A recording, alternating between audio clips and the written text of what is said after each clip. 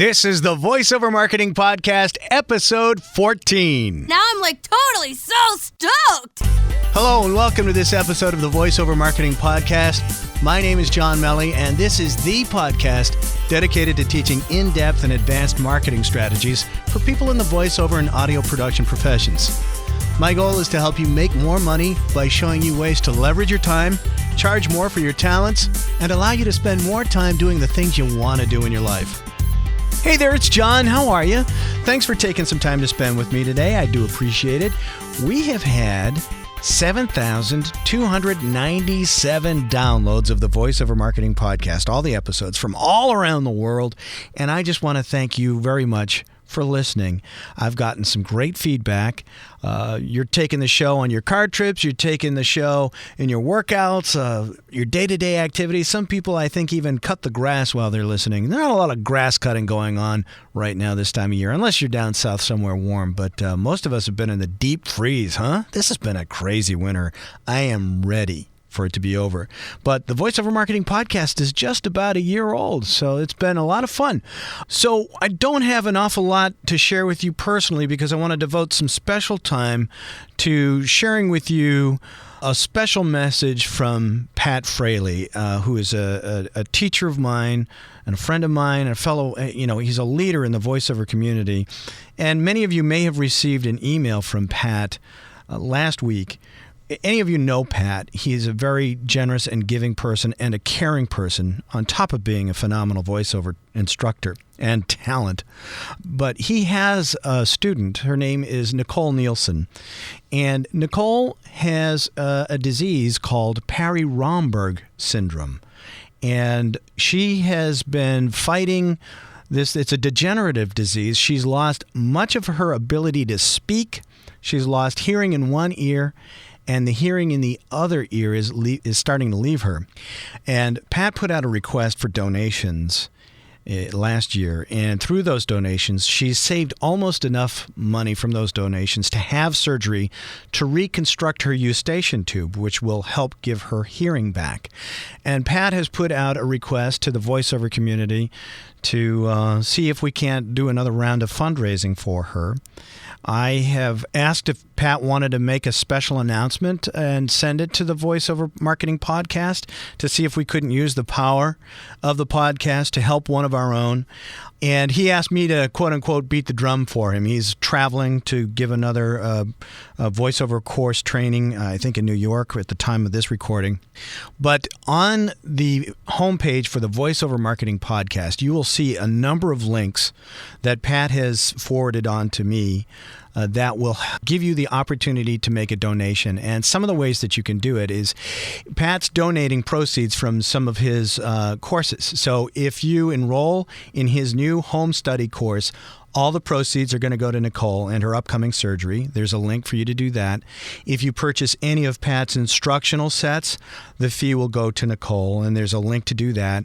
Or you can make a donation. There's a link to a page on his website where you can make a donation via PayPal, or you can email him, or you can actually mail him a check. And the email addresses, the web links, and Pat's physical mailing address, if you want to help out in any way, are all on the show notes for this episode 14 of the VoiceOver Marketing Podcast. And if you want to go check that out, please visit voiceovermarketingpodcast.com. And, I want to just use the power of the podcast to help one of our own. She's losing her speech. She's losing her hearing. That's what we need. That's what we use as voice talent. And everybody has been so supportive, but I just wanted to reach out to you in hopes of reaching some other folks who may not have gotten Pat's message to see if we can't help out Nicole. There's a brief story there on the webpage as well, links to all the information you need to know about Parry-Romberg syndrome and all of that. So that's all I'll say about that. If you can help out in any way, we would love for you to be able to do that. Okay.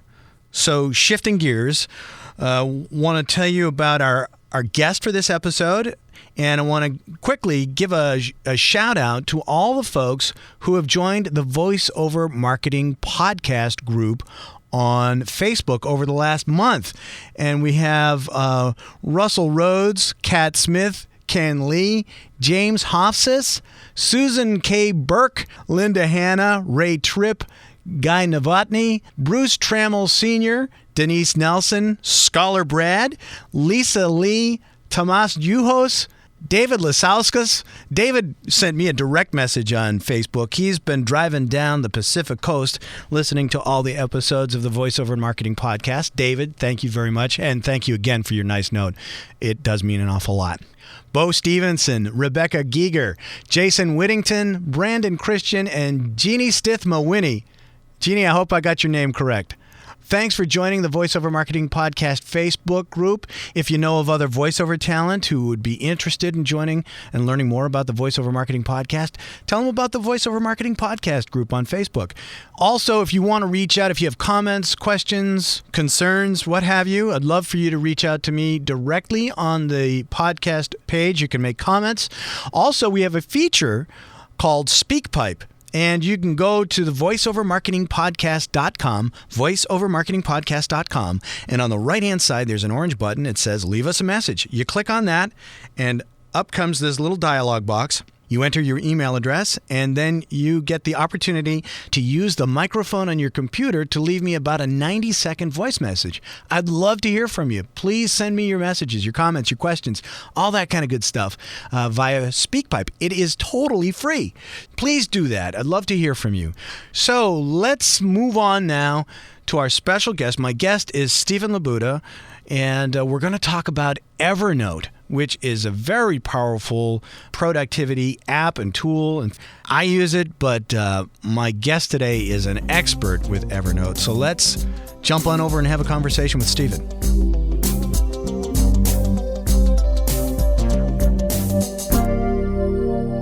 Welcome back. My guest today is Stephen Labuda, and just to let you know how I know Stephen and I are in a mastermind group together, and you've heard me talk about mastermind groups, but he's also my webmaster and web host and creator of johnmelly.com, and your company is Agency 3.0, correct? Yep, Agency 3. Agency 3. But during our monthly mastermind, either meetings in person or in our check-in calls, Stephen always has is a nifty update and trick or tip with the app Evernote. And he got all of us in the mastermind group using Evernote. And frankly, I had Evernote on my iPhone for months, because when I got my iPhone, I reached out to you and I said, what apps should I get? And you said, you definitely want to get Evernote. Yeah. And so I said, okay, so I got it, and it just sort of sat there on my iPhone. And then one day we were in our mastermind group, and it was just before, everybody got there. And then it just, I guess basically the first half of the meeting turned into a whole presentation. Yeah, the Evernote Q&A. Yeah, the Evernote Q&A. Right. And all the different ways that you can use Evernote. So first of all, thanks for being here. Thanks for having me. Yeah. And, our listeners are always looking for ways to improve their work and maximize their time. And you use Evernote unlike anybody else I know. So what is it about Evernote that you love? So Evernote is a great note-taking app in and of itself. You can type in manual notes if you need to. But what I really like is that it works across all of the various devices I use. So I have an iPhone. There's an Evernote app for iPhone. I have an iPad. There's an Evernote app for iPad. There's an Evernote app for my desktop computer as well. So any note that I create on any one of those devices immediately is kind of synced across all devices. And notes can be anything. So notes could be just a quick blurb of text. They could be a photo, a snapshot. They could be voice note that I can save into Evernote. They could be a web page. They could be an email that I forward into the application. They could be screenshots from my desktop. Anything that I would typically accumulate sitting on my desk in paper form, I can take a snapshot of with my phone, and now all of a sudden it's a note that I can access from anywhere using Evernote. So I use it. The number one thing for me is that it's available across all of my devices. It makes all the information immediately accessible. Yeah, I like that too, because similarly, I have the work computer, I have my iPhone, and then I have my home studio computer. And for years, and I still do this, I would lug an external hard drive around in my briefcase and back and forth between studios. And I don't upload a lot of audio to Evernote. It's a file, so you could do that. Anything.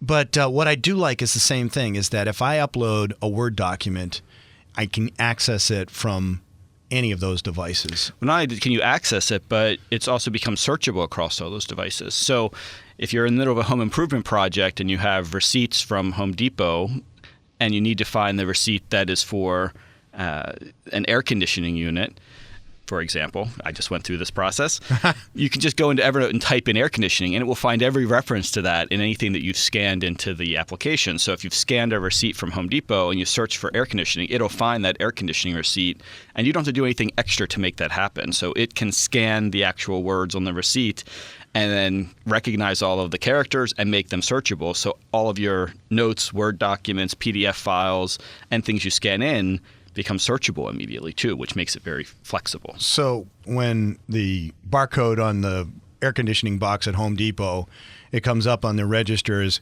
air conditioner and then the model number. Right. And then the receipt gets printed out from the cash register. You snap a picture of that with your iPhone, and then just because that picture has the word air conditioner in it somewhere, it's Evernote searchable. can find that and make it searchable, so that when I'm back at a computer and I need to find all of the receipts related to the air conditioning installation, I can just type air conditioning and everything that relates to that will come up. So I tend to use a scanner, and I end up scanning all of those receipts because I do them in bulk, and now I scan obsessively. I scan everything. Yeah, you told me about that. But partially because it's much easier for me to find things now that I've scanned them into Evernote than it was when I had paper files sitting around, which meant that I couldn't really search across everything. So your desk has no paper on it? None. In fact, my desk has I have a little box that sits on my desk, which is the to be shredded box, and every piece of paper essentially just gets loaded in my scanner, scanned into Evernote, dropped into this shredding box, and then every couple of days I go through and I shred piles of paper. But I have no paper files at all. That's incredible. None? None. No archived? No archived, none. Everything now can be scanned, and the IRS will accept scanned copies of receipts, so you can scan copies of receipts for your tax returns. All of the monthly receipts that I accumulate for my business can be scanned into Evernote and saved. And Evernote has an organizational system which allows you to organize things into notebooks, is what they call them. Mm-hmm. And then within those notebooks, you can also tag notes. So there's kind of two levels of categorization for notes. So I create a note, and if let's say it's accounting related, I save it into a notebook called accounting, which has all of the notes that are related to accounting. But then I may also tag that note with a client's name or with a specific event that I've attended. That way, if I ever need to see everything related to that client, I can easily pull that up, and there may be some accounting related notes and some project related notes. But this kind of two-tiered organization system makes it really easy to find things. So every piece of paper that comes across my desk gets scanned and stored into Evernote. Let me just step back. I got a bunch of questions I want to ask you. Thinking from the mindset of a voiceover talent who has clients, you do web design. So we're kind of we're client services is basically what. Project-based client work, Yeah, okay. This is really a good match here. So when you have a client, well, I'm a client of yours. You host my website. So describe what you have in Evernote for me. I have a notebook, first of all, called Client Files. Mm-hmm. So all of the notes that I create that relate to a client all end up in that quote-unquote notebook or that collection of notes. So what I could do is if I have a client for voiceover services, I could create a client file in Evernote, and then each of the clients that I have would fall under that, and I'd create another notebook? Every note that you have that's related to a client project would end up into that client files notebook. But then within that notebook, you could also tag those notes. And a tag is kind of a second level way of categorizing the notes. So for you, John, I have a tag called John Melly. So within my client file, I also have a John Melly tag, and therefore everything that relates to John Melly gets tagged John Melly as it goes into Evernote, whether it's in the client file or whether it's in social or whatever it may relate to. So do you have like a separate file folder that says John Melly, or do you just tag everything John Melly so that it's everything's searchable? Tagged. So tags, there's essentially an infinite number of tags. You can create as many as you want. But notebooks, at least for me, I try to keep the number manageable because that's kind of my top level navigation or organization. And then within that, I have all these sub-items, which are the tagged items. So for you... I just want to interrupt you real quick, sure. just because we have listeners with all levels of experience. Yep. Could you define what a tag is? Yeah, a tag is just a category. It's a way of classifying information. Or like a label. Exactly, like a label. So it's like putting a label on a folder, and then all of the things that you would typically save into a file folder, you're basically a tag is another way of kind of labeling that folder. Okay. So it's a way of classifying or categorizing information. Okay. So anyway, back to your point. Yeah, so for John, I would have my John Melly tag. And then if, let's say you and I met because you have a project coming up that you want to talk about, I take notes during that meeting. Mm-hmm. First thing I would do when I got back to my desk is I would tear off that piece of paper and scan it and put it into the John Melly folder as meeting notes from a specific date with John. And now all those meeting notes become accessible via Evernote across all my devices. And I don't have to keep the piece of paper anymore. And I don't have to rewrite it or retype it. I just scan it, and Evernote takes care of organizing it for me. If you're doing that by hand, do you print when you write, or do you use script? I know script is a dying art form, but... Yeah, no, I actually just... I kind of have sloppy handwriting, and my handwriting is a combination of print and cursive writing. Yeah, I think that Catholic school. I practice my cursive, so I kind of mix the two as I'm writing, and I don't worry about it too much. I don't worry about whether Evernote can find text in my handwritten notes as much as I do in the things that I've scanned or the digital documents, because I can also label and tag the information. It makes it easy to organize it. And then each note, as I scan a piece of paper that's just a snapshot of a 8.5 by 11 sheet of paper, I can also put a title for that. So it also helps me visually scan the list of all the notes that I have tagged with John. I can see the meeting notes. So you just type in a label, a quick title on your computer. Yeah. So I would scan it, and then I would type, February 27th meeting notes, and that's it. And then when I go in and look at my John Melly tag, I can see all of the meeting notes. And you can actually search in a more kind of sophisticated way using their advanced search that says, show me all notes tagged John Melly that have the word meeting notes in the title, and then I would only see meeting notes with you. Oh, wow. And then that makes it easier for you to find. Exactly. You're not looking at graphic pictures that you may have sent me for logos or whatever. And I would imagine for a voiceover person, one of the things you may have is a script. Yeah. So you may have a meeting note or an overview of the project that you're working on, but then you have the actual script, which is the files kind of related to that project. So it's another way that I could save that file into my folder or my tagged collection of information about you. So I would save graphics, for example. So if you send me a logo file or you send me content that needs to go onto a certain page, I would save all those things into notes, again, organized and tagged in folders so that I can find them easily later. So then you could upload an audio file to it. You would tag the audio file with the client's name and then maybe reference a script title as well? Or? Exactly. And you can put as much information as you want. So you're not limited to a certain number of characters. You can type as much additional identifying information with that note as you'd like. So you drag your audio file into Evernote, and then as you create your note, you kind of have a text field, so you can put as much descriptive information in along with the attached audio file, and Evernote then kind of syncs it to the cloud and makes it searchable. Does Evernote date it on its own? Evernote automatically dates when a note was initially created. It also keeps track of when the last time a note was updated is. So if I want to see only notes that were created in 2012, I can go back and I can search for notes tagged John Melly created in 2012, and I can just see everything that we worked on together in 2012 or 2011. What do you think is the coolest feature about Evernote? Well, and I think that Evernote has a lot of individual little cool features. For example, one of the features they have on their iPhone and mobile applications is they have a camera mode for taking shots of Post-it notes. And they actually have a deal with the Post-it brand so that I can buy Post-it notes, and I can buy, let's say, yellow, green, and blue Post-it notes. And I can tell Evernote that if I take a picture of a yellow Post-it note. Yeah, and these are real pieces of Yeah, paper pieces that of paper you buy that- at an office supply Yeah, that you store. would typically have stuck to your computer monitor or Like these two here. Yeah, exactly. The two stuck behind you. So what you do is you actually write down your notes, but if on a yellow piece, you may say that yellow notes are things that I want to be reminded about later.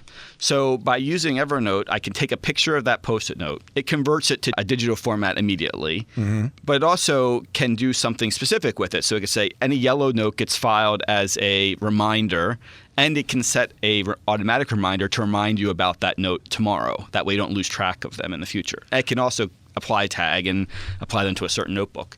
So yellow notes can do one thing, and blue notes can do something else. So you can say that all blue notes are client related, put them into a client file queue, and all yellow notes are reminders, so remind me about them. And you can specify, I want to be reminded about any yellow note I create 1 week later. And then when I log into Evernote, it'll show me all the reminders that are due coming up, and those are all those little yellow notes that I scan, so you don't forget about them. Because one of the problems with Evernote being so vast is that it can become easy to forget about things, or you scan it and it's out of sight and out of mind. Yeah. And there are a couple tricks that I use. One is using Post-it notes and reminders to keep things kind of at the top of the list when I log in. The other is I have a central kind of clearinghouse for everything. So there's an inbox essentially in my Evernote account. Okay. I've created essentially a notebook called the inbox. So any note that I scan, any note that I create, it automatically gets assigned to the inbox immediately. And then it sits there. Well, that means that I may have 100 notes in my inbox at any given time. And this is kind of like the items that need to be filed, because I'll go back later, and when I have a little free time, I'll go through my inbox, and now I'll move them to the folder they're supposed to be in, apply the tags, and maybe clean up any notes that need to be in there. But I don't have to do that each time I create a new note. So when I scan something, I just scan it, it goes in the inbox, and I deal with classifying it, categorizing it, applying tags, any other descriptive information later when I have more free time. So it doesn't slow me down along the way. Yeah, because I think one of the things that I typically do with Evernote, and I don't use it anywhere near the way you do, but I want to because it sounds very appealing, is because I got paper everywhere. Yeah. On my desk at home. It's not everywhere. It's in manageable piles. But a lot of what I do is I use the tag feature a lot. So if I get an email, I like to keep my inbox as close to empty as possible. But I kind of use my email as a task list. So if it's something that I want to go back to or I need to reply to, but I don't have the time to right now, I flag it. But once it's done and I want to keep the email or the contents of what's in the email, I'll email it to myself in Evernote, a copy of it, and I'll tag it with, for you, Stephen Labuda, or a client name or whatever. And so then I know it's searchable. And I've used that for finding things that I want to find, or scripts that I need to pull up for a phone meeting with a client or something like that, because I don't want to keep it in my inbox, because the inbox got a certain amount of memory, and then you get that whole thing filling up. And if you send audio files through email or whatever, that munches up the disk space pretty quickly. But I want to talk to you more about this whole reminder thing, because it can get lost. But that's what I like about the tagging feature, is that if you can just remember the tag, like the name, it's like, oh, so-and-so, or the topic, you can go into Evernote and it'll pull up however many there. You might get like a half dozen on one page, and then you can look by date and it'll pop those things out to you. Can you recommend a better way of doing that? Well, I kind of modeled my approach after some of the getting things done work that David Allen's books on productivity, or there's another organization called Behance that published a book, and it outlines what they call the action method. And it's all about kind of taking action on things as soon as they land. It's either something you can take action on immediately, or it's something that you're just saving for use at some point in the future, right? And that's how my inbox functions within Evernote, not my email inbox. That ends up being kind of my back burner file, things that I want to save that I know I need to deal with eventually, but I may not need to deal with today. So I always know that when I log into Evernote, the place where I would go to deal with categorizing and organizing information is going to be my inbox, because none of my everything that lands in one of the specific notebooks, like client files or accounting or home renovations, whatever it may be, those are things that I put there very intentionally. They're not just those random notes that I make throughout the day when I'm working or when I see something online I want to save. Those things all land in my inbox, and I deal with classifying them later. So the reminders piece, any note that you create with an Evernote, you can set a reminder, and you can set it to be reminded on a specific day at some time in the future. So I can say I want to be reminded about this in a week, or I can say I want to be reminded about this on December 24th of 2014, right? Whatever day. And then Evernote will send you an email the day before your reminder is due to let you know, hey, don't forget about this note. And when you log in to Evernote on your phone or on your iPad or on your computer, you're going to see a list of all the notes that have reminders attached to them. So it's the first thing you see kind of in the list of your notes is, hey, these are the things that are reminders that are coming due. So I use it as a way to make sure if I have to deal with something, I'm not just putting it in Evernote and then forgetting about it. Yeah. When I log in, anything that really requires a specific action has a date attached to it, a reminder date attached to it. So I know that I don't forget about those items. And it just says you're able to just click on a it's button. It's literally like a to-do. Yeah, actually, it appears right at the top of your list of all of your notes. So it's the first thing you see when you log in. And the Evernote apps actually have a little icon in the menu bar that looks like a bell. I think it's a bell, or maybe a clock, but that glows when you have reminders that are due. So you can, when you log in, the first thing you'll see is this glowing bell that says, "Oh, I have 3 or 4 reminders I have to deal with." Interesting. So what does all this cost? Evernote is incredibly inexpensive. It's first of all, it's free. You can use the Evernote for free and use all of the apps for free. But if you wanted to advance to the paid version, and the paid version essentially allows you to create more notes, and it gives you more bandwidth for uploading notes in a given month. So it raises the limits that you may have on how many notes you could create. But the paid version of Evernote is $45 for a year. Wow. And that includes all the storage space, access to all of the apps, and any add-on applications you use. So it's for $45, it's kind of the best filing deal going. And with audio files munching up a lot of space, it probably makes sense to do that. Yeah, and you mentioned earlier about, audio files are large. So when you save something to Evernote, one of the things that it can do for you is make it easy to share files. So if I create a note in Evernote, there's actually a little arrow that appears at the top of that note that allows, and if I click on that, it gives me the option to copy a link to that note, and then I can easily email that link. So if you have a large file that you want to share with someone or with a group of people, you can create a note in Evernote, put the attachments, the audio file as an attachment, and then share that link to that Evernote note. And now all those people can get to that note without having to email a file around. So they're all downloading from one central place. So there's some collaboration tools built into Evernote that are really handy as well. Which brings up an interesting question I wanted to ask you about, and that is security. So if they have access to this audio file, does that mean they can get into my account and see all the other stuff? No, if they have access to, they only have access to that one specific note that you've shared, and it kind of comes with this really long and awkward address. So it's not easy for someone to guess what the location of that file is. And if you've shared a file with someone, you can use it as a mechanism for sharing the file, but as soon as they've retrieved the file, you can actually unshare it, and then it's no longer visible to anyone using one of those shared URLs. So I will often say, okay, you can grab the file, or you can grab this PDF that I created for you. Here's a link to download it, and then let me know when you downloaded it. As soon as they do, I unshare the file in Evernote, and now it's secure, and only I can see it from that point going forward. Do they need to have Evernote in order to be able to access it? Okay. It all happens to a web browser, so they don't have to have Evernote or be Evernote users to access the file. Okay, so you put pretty much everything on Evernote. Yeah. Is there anything you won't put on Evernote? I'm just thinking again on security. I think that there are some files, I wouldn't probably put my photo collection on Evernote because I don't think that that's necessarily the best way to navigate an enormous photo archive. I think there are better programs for that. In terms of security, I'm sure that everyone has a different level of comfort with what they're willing to share. Some people wouldn't, for example, want to put their tax return into Evernote because it has their social security number attached, it has all of their identifying information, and it's fairly private. I don't have that hang up, and I don't know if that's just because I'm on the web all the time and I'm so used to sharing on Twitter and Facebook, and I think that those expectations about privacy have kind of I've become more relaxed in what I'm willing to to trust. But I have a lot of trust and faith in Evernote. They did have actually a little security issue.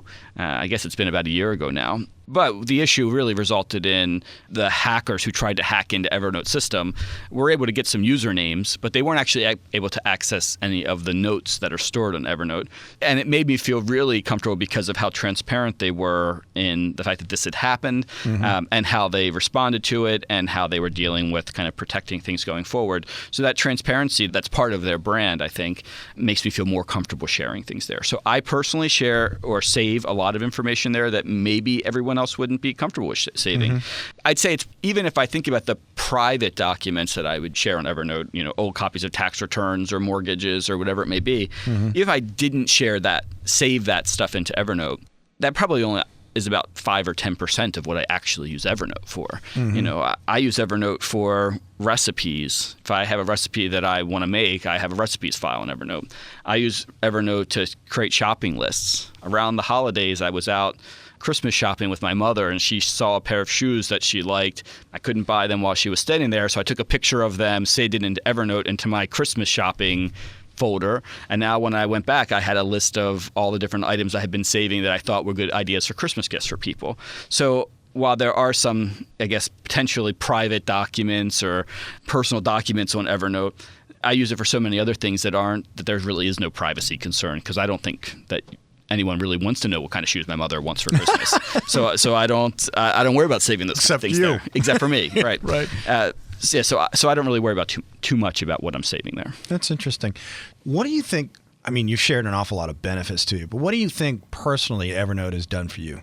Well, I am one of these guys who doesn't like to have a lot of clutter around me. I like things to be kind of clean and sparse, and I like to kind of be able to focus my attention on one thing. And when I have piles of paper or folders that aren't organized with client projects or file cabinets full of stuff floating around me, that makes me feel anxious. Just having it around me makes me feel like I should be doing something with it. Yeah. And Evernote makes me feel comfortable that stuff is accessible if I really need it to be, but at the same time, it's not in my face all the time, so I don't have to look at it in my personal space. It's not sitting on my desk cluttering up, and I don't feel as messy because even though I have a lot of stuff that I process and go through every day, I don't feel like it's accumulating on me where all of a sudden I have to have this big purging session, where in the past I would have these sessions where I have to go through it and to say, okay, well, let me go through this file cabinet and see if there's anything here that I really need to save, or is this stuff that I just saved because it looked interesting at the time, but now 2 years later, I don't need it anymore. Right. One of the ways I really use Evernote, and something that I find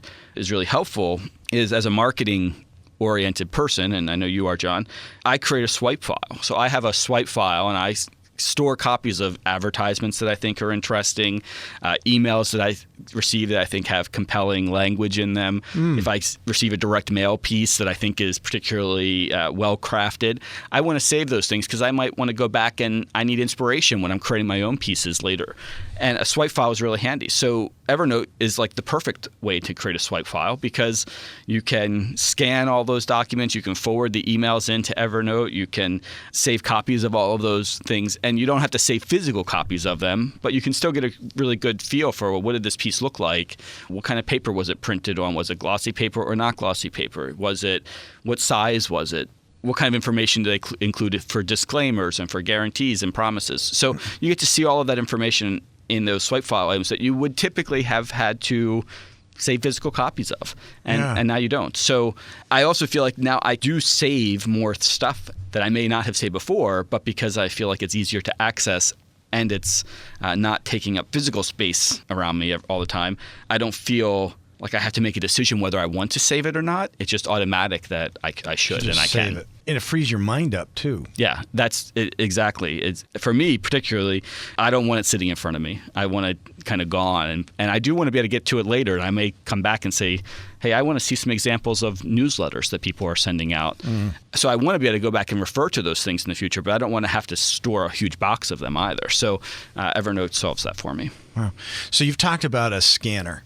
Yeah. And what's the scanner? Is there any scanner? Or? Yeah. So I use a scanner made by Fujitsu, and it's called the Fujitsu Scan Snap Scanner. And it wasn't inexpensive. So my scanner is probably $500 or something when I bought the scanner. Yeah. However, it handles really high volumes really efficiently. So you can throw a stack of papers on it, and it can be a stack of papers that include 8.5 by 11 sheets and a couple of things that are, a piece of paper torn in half, as well as a couple of receipts from Best Buy or the grocery store, wherever.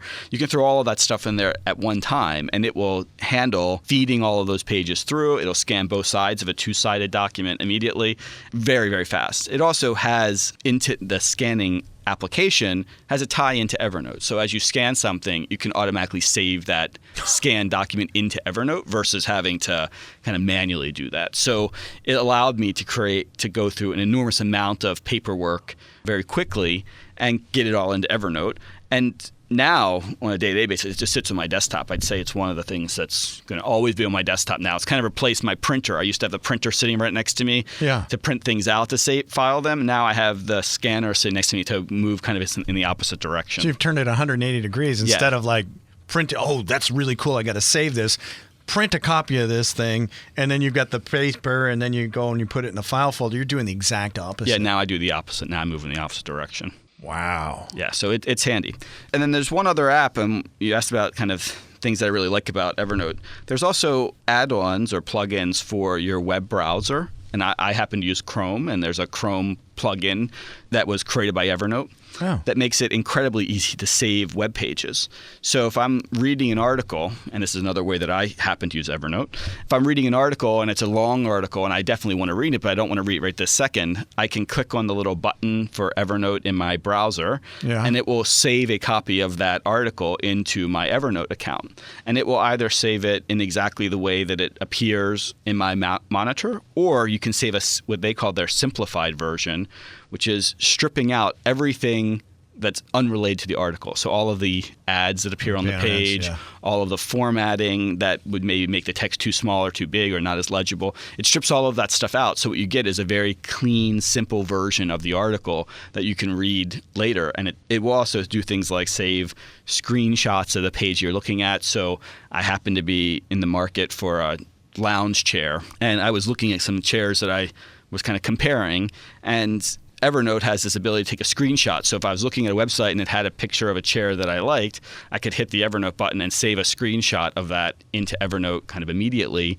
And it let me kind of create a little file of all the different chairs I had seen that I liked and where they were and how much they were. And it made kind of shopping for that much faster. So the Evernote add-ons for your web browser make saving pages much faster because you don't have to do that old manual kind of copy and paste. You don't have to copy something into a Word document and save it to your desktop.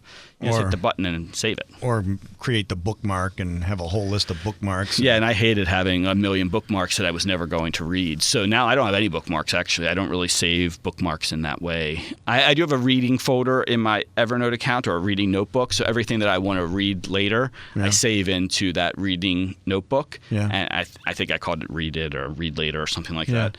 So if I'm sitting waiting for a meeting to begin and I have 15 minutes to spare, I can actually pull up Evernote on my phone, and I have a list of all those articles that I've been saving that I want to read later, and I can easily kind of just jump in, read one in a very kind of stripped down, simplified format quickly, and that stuff's always accessible to me. Yeah, it's handy.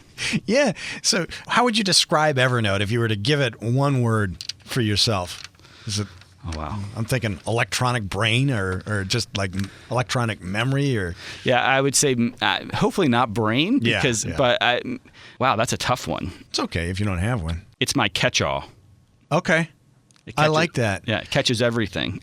And I guess for me, what I worry about personally, because I know how my brain works, is that if I have a catch-all and I just throw it in there, am I ever going to remember to get it there? But that's what the reminders are for, right? Well, I think I feel the same way, but I feel better about saving it in an electronic format that doesn't actually take up any space in my physical life. Yeah. Because I still would have saved that stuff. It's not like I wouldn't save things. I would have just saved them in a paper form, in a desk drawer, or in a file cabinet somewhere that I would have to... And you'd have to rummage around looking for it. Exactly. So...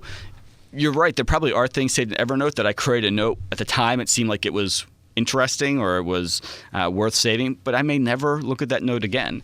But I also don't ever have to touch that piece of paper again. So it's in Evernote. It's there. If I want to look at it, great. I can easily find it. But if I don't ever look at it again, it's certainly in my mind better than having a dusty file cabinet somewhere full of this stuff that I may or may not ever look at again. It's a declutterer. It is. It's a declutter. It's a decluttering tool. But the idea of it kind of being a catch-all, because it does really catch everything for me now. I mean, photos when I'm out.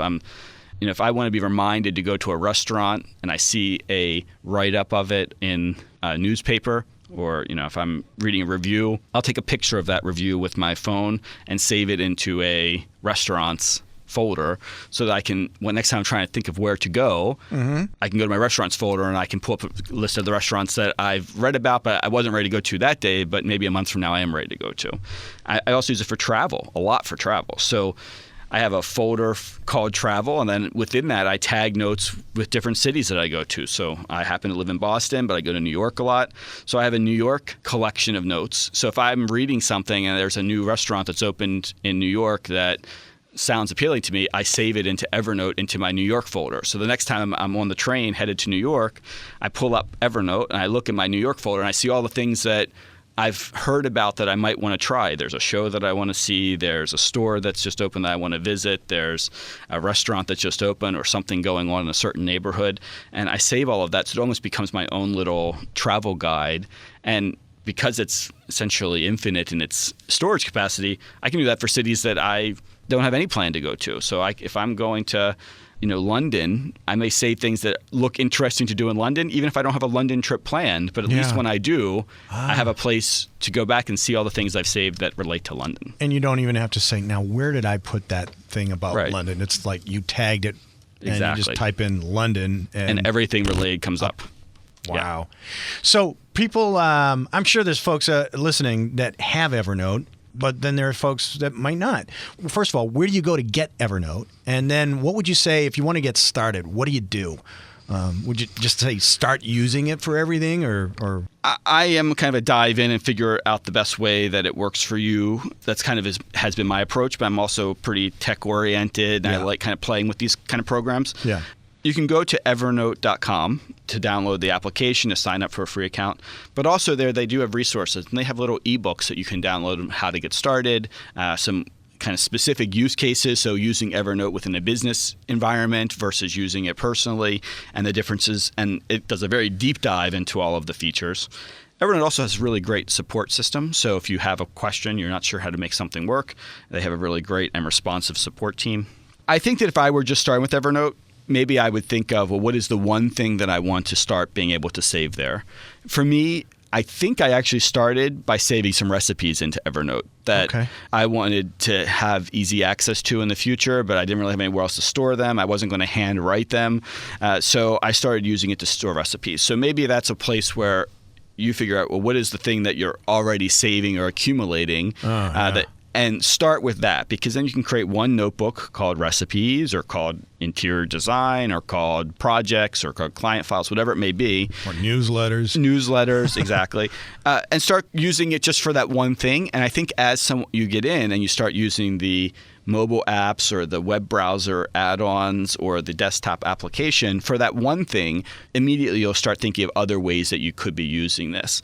And I think it becomes pretty natural after a while. It is one of those things that you have to kind of apply yourself to and force yourself to use it in the beginning. Yeah. For me now, it's the go-to application on my phone. So if I need to save something for later, instead of opening up that weird little memos app that's on my iPhone, that goes directly into Evernote. If I'm going somewhere, I need directions or I need someone's contact information, that's in Evernote. And that's my go-to place for all kinds of information versus storing it across all these little apps that are stored in that come with your phone. Because Evernote can store everything, it's replaced lots of different apps on my phone. So I no longer use a separate voice memos application on my phone. I use Evernote's ability to create voice notes. And I don't use a to-do list application on my phone because Evernote has the ability to create a note that has a to-do list built into it. So it's almost like a list with little check boxes next to it, and I can check the items off as I do them. So there's no need to use all these separate apps. I just use Evernote as my kind of home base. The catch-all. Yeah, the catch-all. So I'm just having this light dawns on Marblehead moment here. Sorry, folks from Marblehead. But I sometimes have my iPhone with me, and if I hear things, like if I'm in a different place, I'll use the record feature to capture sound effects. Mm-hmm. So I was in Florida, and I hear all these, I don't know if they were crickets or frogs or whatever, but it was out, in the water, and I thought, this is a great sound effect. I'm going to capture this. And then, the iPhone has that under the utilities thing. It has the little microphone with the VU meter on it and everything like that. You're saying I could do that in Evernote? Yeah, Evernote. You can create a new note, and when you create the new note, it'll ask you what kind of note do you want to create. There's a couple of little buttons. One of the buttons, it looks like a camera because you're using the camera on your phone to create a note. Yeah. Another one of the buttons looks like a microphone. If you hit that, it essentially is opening up a similar kind of voice notes application to what's built into your iPhone. But the good news is you're not saving it as some miscellaneous audio file on your iPhone that you got to sync to access from your desktop later. Yeah, You're saving it into Evernote, and then when you open up your computer, it's accessible there immediately. You don't need to sync your phone to your computer and all this stuff.